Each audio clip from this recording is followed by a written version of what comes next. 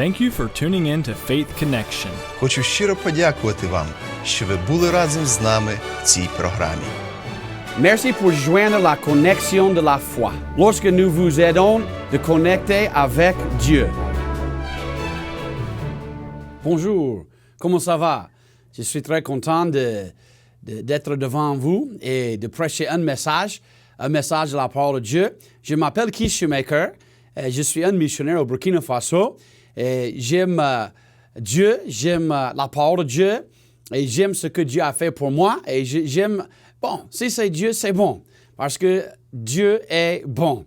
Comme ça, nous voulons regarder dans sa parole ici, nous voulons regarder Matthieu chapitre 28 et nous avons le verset 1. La Bible a dit ici, après le sabbat, à l'aube du premier jour de la semaine, Marie de Magdala et l'autre Marie vinrent pour voir le sépulcre. Et le verset 2 a dit, « Et voici, il y avait eu un grand tremblement de terre, car un ange du Seigneur, descendu du ciel, était venu, avait roulé la pierre en dehors de l'entrée du sépulcre et s'était assis dessus. Son visage était comme un éclair et son vêtement blanc comme la neige. Et dans leur frayeur, les gardes avaient tremblé et étaient devenus comme morts. Or l'ange prenant la parole, dit aux femmes, « Pour vous ne craignez point, car je sais que vous cherchez Jésus, le crucifié. » Comme ça, nous voulons regarder un peu dans cette histoire, nous voulons regarder un message d'un ange. Un ange ici a donné aux femmes un message. Il a actuellement donné 4 différentes choses à eux et nous voulons regarder ça un peu. Qu'est-ce qui est passé? Jésus est mort. Mais pourquoi Jésus est mort? Il est mort pour moi, il est mort pour vous. Il est devenu l'agneau de Dieu qui ôte le péché du monde, le sacrifice de Dieu. Il est venu afin que nous pouvons avoir la vie éternelle. Parce que nous sommes des pécheurs et nous avons mérité aller dans l'enfer à cause de nos péchés, être séparés de Dieu pour l'éternité. Mais Dieu, à cause de son amour, il a voulu que nous pouvons avoir une relation avec lui. À cause de ça, Jésus est venu pour être le vrai sacrifice. Le sacrifice qu'il a demandé. Et Jésus est mort sur la croix. Et il était enseveli. Jésus était totalement mort. Et vraiment, il était enseveli. Et nous avons ce temps, ce passage qui est en train d'expliquer que Jésus est ressuscité. À cause d'une vie, moi-même, je peux vivre. À cause d'une vie, je peux aller dans le ciel. À cause d'une vie, je peux avoir la joie éternelle. À cause d'une vie, vraiment, j'ai beaucoup de courage. Il vit aujourd'hui et je suis très content de cela. Mais les femmes sont venues. Et lorsque les femmes sont venues pour regarder où ils ont enterré Jésus, les femmes ont vu que la pierre, ils ont mis une grande pierre devant, nous disons l'entrée de sépulcre là-bas.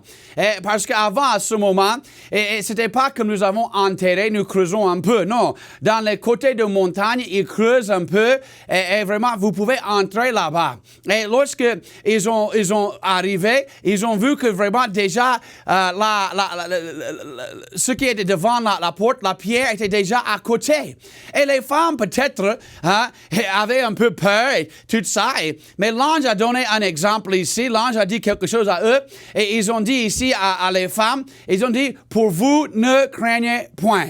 Comme ça, nous avons le premier message, commandement, au niveau ici des femmes. Et aussi pour nous tous, il ne faut pas avoir peur. Il ne faut pas avoir crainte, parce que vraiment, c'est très important ici de voir ces choses, et parce qu'il y a beaucoup de gens qui ont peur. Il y a des gens qui ont peur de la mort. Il y a des gens qui ont peur vraiment à cause des problèmes dans leur vie. Il y a des gens qui ont crainte aujourd'hui des autres, et tout ça. Mais si nous avons Dieu dans notre vie, nous n'avons pas besoin d'avoir crainte.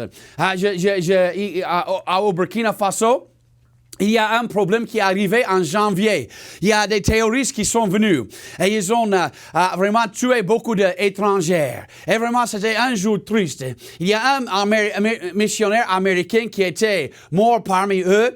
Et j'ai regardé un message qu'il a prêché un peu de temps avant.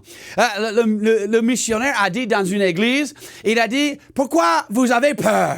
Pourquoi vous avez crainte? Il a dit, la Bible a dit, si je vis, je vis pour Christ.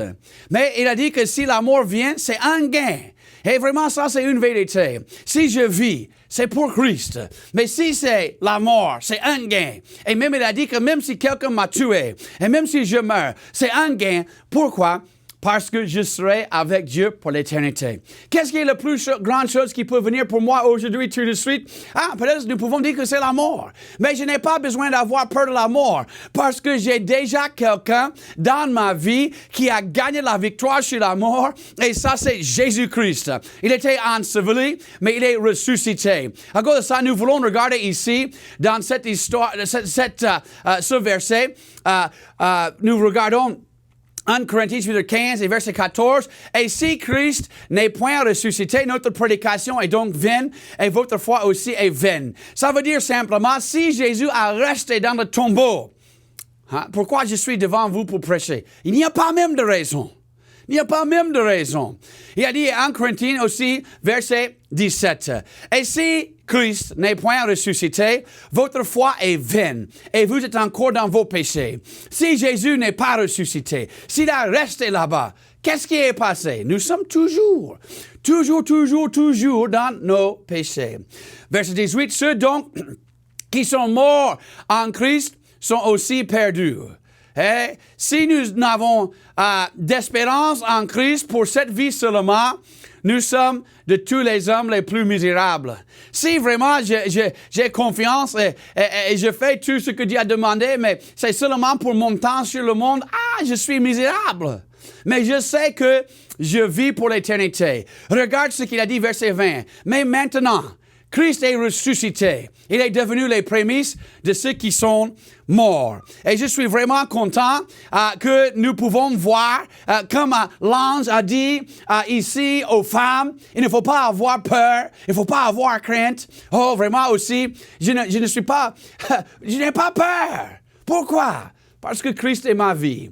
En 2005, ou actuellement 2005, j'étais au Burkina Faso un peu. Je suis arrivé en 2004 et vraiment, le ministère a commencé d'avancer. J'étais très content, mais j'ai tombé malade. Il y a une nuit, vers minuit, je suis levé de mon lit pour aller aux toilettes et lorsque je suis allé là-bas, j'ai tombé.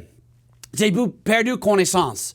Lorsque je suis réveillé, à terre, j'ai vu que j'ai vomi le sang. Le sang était par moi, c'était sur le sol, c'était sur le mur, c'était un peu partout. Et vraiment, j'ai dit à ma femme, et ma femme était à côté en train d'appeler un médecin. Et je suis allé à l'hôpital, j'étais là-bas pour 5 jours. Mais lorsque j'étais là-bas, j'étais perdre connaissance, je suis revenu. Perdre connaissance, j'ai fait ça plusieurs fois. Moi-même, en toute réalité, à ce moment, j'ai pensé que la mort était là. Hey, je suis toujours là. 11 ans après, Dieu n'était pas encore terminé avec ma vie. Dieu a voulu que j'achève toujours sa volonté sur la terre. Et je suis content d'être là. Mais comme j'ai déjà dit, si j'étais mort en 2005, ce n'est pas grave parce que c'était un gain. Je n'ai pas peur de la mort. Ce jour, je n'avais pas peur de la mort. J'ai pensé de deux choses ce jour. J'ai pensé de ma famille. J'ai pensé de ma femme, mes petits-enfants. Et aussi, j'ai pensé de l'œuvre de Dieu. Je n'ai pas pensé de maison, de voiture, des richesses, de plaisir. Non, j'ai pensé de ma famille. Ma femme était jeune. Les enfants étaient j'avais des petits-enfants, à ce moment, petits-enfants. Ma femme était enceinte à ce moment avec troisième. Et j'ai dit que, wow, je ne veux pas laisser mes enfants. Mais aussi, j'étais en train de perdre connaissance, mais j'ai dit, Dieu, si c'est ta volonté, je veux continuer de te servir ici sur la terre. Peut-être que je n'ai pas beaucoup de temps qui reste, je ne sais pas. Ou peut-être que Dieu peut me donner des autres années, mais vraiment, Seigneur, je dis que je suis content. Je n'avais pas peur. Et l'ange a dit ici, il ne faut pas avoir peur. Les gens ont peur, beaucoup de peur. J'étais en train de penser l'autre jour. Il y a une histoire d'un pasteur. Il est entré avec son membre. Il est allé à l'hôpital. Il y a un autre membre qui était là-bas, qui était en train de mourir. Il était vieux, il avait maladie, la mort était certaine. Et le vieux qui était là-bas en train de mourir dans quelques jours, il a dit que j'ai la paix, j'ai la joie. Il était très content parce qu'il a dit que je serai au ciel. Je ne serai pas dans ce corps encore, je ne serai pas fatigué encore. Vraiment, je serai avec Dieu. Le pasteur et le membre est parti et commencé de marcher. Et le pasteur a dit, Dieu a donné une grâce qu'il donne parfois aux morts, lorsqu'ils sont à côté de la mort. Et l'autre membre qui était avec le pasteur a dit, Pasteur, j'ai peur. Et le pasteur a dit, pourquoi tu as peur? Il dit que je n'ai pas la grâce, je n'ai pas ça, j'ai un peu peur de la mort, comme ça. Et le pasteur a dit, est-ce que tu es en train de mourir? Et l'homme a dit, non. Il dit, si tu n'es pas en train de mourir, pourquoi vous voulez la grâce à ce moment? La grâce pour des morts? Non. Il n'avait pas besoin de ça à ce moment. Pour ça, il a réalisé que Dieu donne la grâce pour les circonstances que nous sommes en train de marcher. Et ici, l'ange est en train de dire la même chose. Ici, il ne faut pas avoir peur. Jésus est là et Jésus est bon. Regarde encore, il a dit ici, 1 Corinthiens chapitre 15, verset 21, « En effet, puisque la mort est venue par un homme, la résurrection des morts est venue aussi par un homme. Nous voyons, verset 22, « Car comme tous meurent en Adam. » Oh, vraiment, Adam était l'homme, notre grand-père. Mais Adam a quoi? Fait le péché. Nous sommes les descendants d'Adam. Mais il a dit ici, de même tous revivront en Christ. Vraiment, chacun de nous sommes en Adam. Mais le moment que nous recevons Jésus-Christ comme notre Sauveur, nous serons quoi? En Christ. Adam vraiment a fait tomber toute l'humanité vraiment dans le mal. Mais si nous suivons Christ, Christ veut nous emmener tous au ciel. Et vraiment, il ne faut pas avoir peur aujourd'hui. Nous sommes toujours avec le Seigneur. Nous voulons regarder ici, à Matthieu chapitre 28, verset 6. Il n'est pas ici, car il est ressuscité, comme il l'avait dit. Venez, voyez le lieu où le Seigneur était couché. Avant, l'ange a dit, il ne faut pas avoir peur, il ne faut pas avoir crainte. Je sais à qui que tu cherches. Et ici, il a dit, verset 6, il n'est pas ici. Il n'est pas dans le tombeau. Il n'est pas mort. Qu'est-ce qu'il a dit? Il est ressuscité. Notre Sauveur et notre Seigneur, il vit. Mais il a donné le deuxième commandement ici. Qu'est-ce qu'il a dit ici? Venez. Venez. Il a dit lui, il est en train d'inviter les femmes. Venez. Il faut venir. À cause de ça, Dieu, bien sûr, Dieu dit ici à nous, il ne faut pas avoir peur. Si vous n'avez pas encore Jésus-Christ dans votre cœur, il faut avoir la crainte. Vraiment, c'est sérieux. La Bible dit, qui a le Fils a la vie. Aujourd'hui, je n'ai pas peur de la mort. Pourquoi? Parce que j'ai la vie. Mais il y a des gens qui ont peur. Pourquoi? Parce qu'ils n'ont pas le Fils. Celui qui n'a pas le Fils, il n'a pas la vie éternelle. À cause de ça, je ne suis pas en train de jouer lorsque je dis cela. Je suis joyeux aujourd'hui parce que je serai dans le ciel. Mais lorsque je pense à vous qui n'êtes pas certains d'aller au ciel, je suis triste parce que Jésus est mort pour vous. Jésus veut que vous allez au ciel. Soit que c'est bientôt, soit dans des années, mais il est mort pour vous. Il a déjà fait tout. Mais il veut que chacun vienne à la repentance. Et nous voyons ici, il a dit ici, de venir. Et je suis en train de penser des autres versets ici, Matthieu chapitre 11 et verset 28. Venez à moi, vous tous qui êtes fatigués et chargés, et je vous soulagerai. Wow! Regarde ce verset. Venez à moi. Qu'est-ce que l'ange a dit aux femmes? Venez, venez. Il a dit venez. Hein? Il a voulu qu'ils viennent où Jésus était placé. Afin qu'ils puissent voir que Jésus n'est pas là. Mais venez, à cause de ça, aujourd'hui, Dieu dit à nous de venir. Si tu es déjà un croyant, vous êtes déjà sauvé, certainement, toujours, il dit, il faut venir. À cause de ça, nous pouvons regarder ce passage et vraiment, ça peut marcher pour nous tous. Si vous êtes sauvés par la grâce de Dieu, si Jésus est déjà votre sauveur, vous pouvez venir et vous pouvez marcher avec lui. Il y a beaucoup de croyants,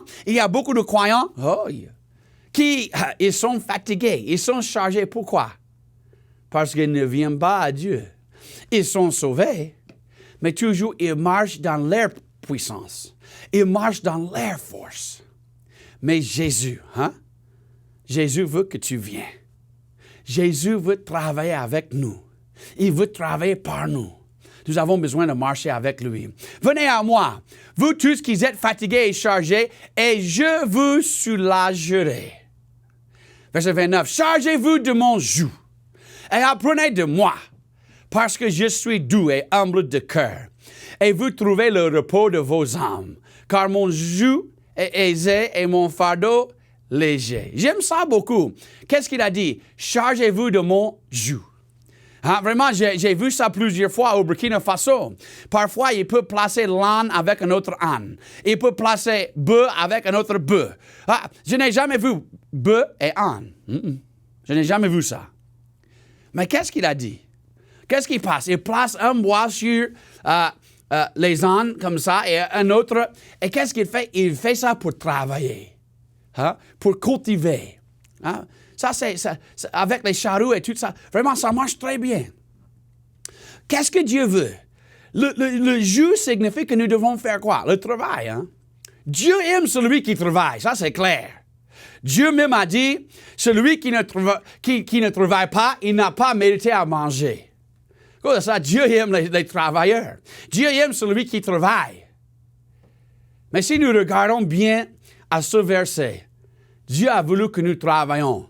Mais lorsque nous travaillons, qui sera à côté de nous? C'est Jésus. Il faut que je mette le joug sur moi. Et Jésus sera à côté. Comme ça, il faut vraiment, qu'est-ce qu'il a dit? Il ne faut pas avoir crainte, mais il faut venir. Venir à Jésus-Christ. Si vous n'êtes pas encore sauvé, vous n'êtes pas certain que vous allez au ciel. Il faut venir à Christ. Si vous êtes déjà sauvé, il faut venir à Christ aussi. Parce qu'il peut vous aider. Il y a trop de chrétiens, les membres même de mon église. Il y a des membres, je vois, parfois ils sont fatigués. Il faut venir à Jésus-Christ.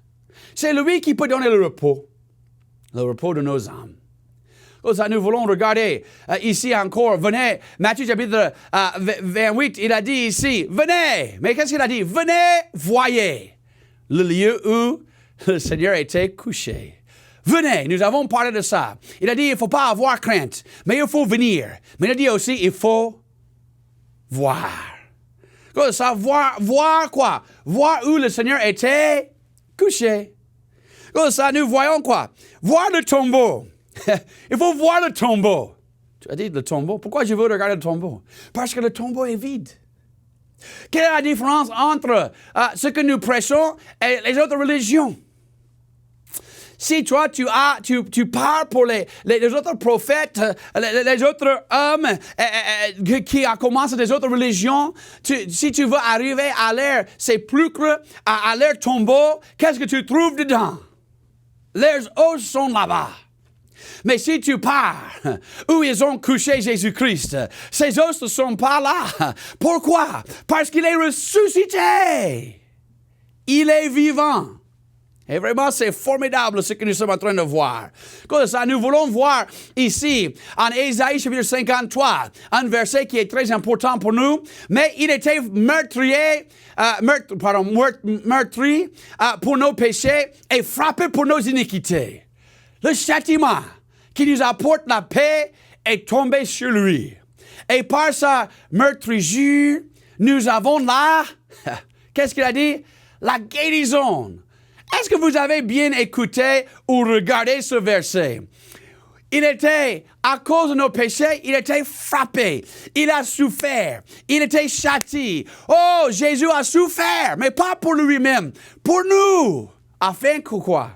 Afin que moi et toi, nous pouvons avoir la guérison.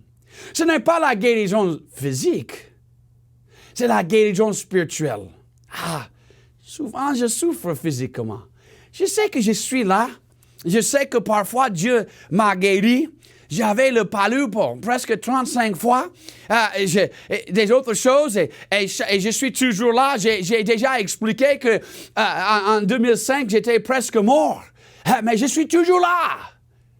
Et ça, c'est bon. Mais je sais que si Jésus ne revient pas, bientôt, peut-être je meurs physiquement. Mais spirituellement, je ne meurs pas. Il y a deux morts dans la Bible. Il y a la mort physique et aussi la mort spirituelle. Je peux mourir physiquement. Ça, c'est vrai. Mais je ne peux pas mourir spirituellement. Parce que j'ai Jésus dans mon cœur. Il y a les gens. Il y a les gens qui, lorsqu'ils meurent physiquement, ils seront jetés, placés dans l'enfer pour l'éternité. Pourquoi? Ça, c'est ce que nous appelons la deuxième mort. Je peux mourir une fois, mais pas deux fois. Mais j'ai déjà dit que celui qui n'a pas encore reçu Jésus-Christ, il faut avoir peur. La deuxième mort peut venir. Et nous ne voulons pas ça. Nous voulons que vous venez à Jésus-Christ. Nous voulons que vous venez et vous voyez ce que Jésus n'est pas là. Jésus est ressuscité. Il est vivant. Il faut venir et regarder quoi? Que le tombeau est vide. Et vraiment, ça, c'est très important. Qu'est-ce que la Bible a dit? Romains chapitre 6, verset 23. Car le salaire du péché, c'est quoi? C'est la mort. Si tu as travaillé, tu as mérité quelque chose, le salaire. Mais le salaire du péché, c'est la mort. Mais le don de Dieu, c'est la vie éternelle en Jésus-Christ, notre Seigneur. Ça donne beaucoup de joie à moi lorsque je lis cela. Pourquoi? Parce que je sais que j'ai mérité la mort. Mais Dieu m'a donné un don. Le don que Dieu a donné, c'est la vie éternelle en Jésus-Christ. Jésus est mort pour moi. Et par sa grâce, à l'âge de 18 ans, j'ai reçu Jésus-Christ comme mon sauveur. Et je peux vivre avec lui pour l'éternité. La mort pour moi, c'est un gain. La mort pour beaucoup de gens, c'est pas un gain. La mort pour beaucoup de gens, c'est le commencement des souffrances. Le commencement des châtiments. Le commencement des problèmes.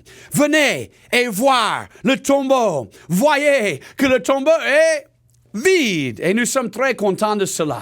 Nous voulons regarder Matthieu chapitre 28 pour tirer la quatrième chose. Et partez promptement et dites à ses disciples qu'il est ressuscité des morts. Et voici, il vous devance en Galilée. Là, vous le verrez. Je vous l'ai dit. Qu'est-ce qu'il a dit à eux? Il ne faut pas avoir peur, crainte. Il ne faut pas avoir crainte. Il faut venir. Il faut voyer.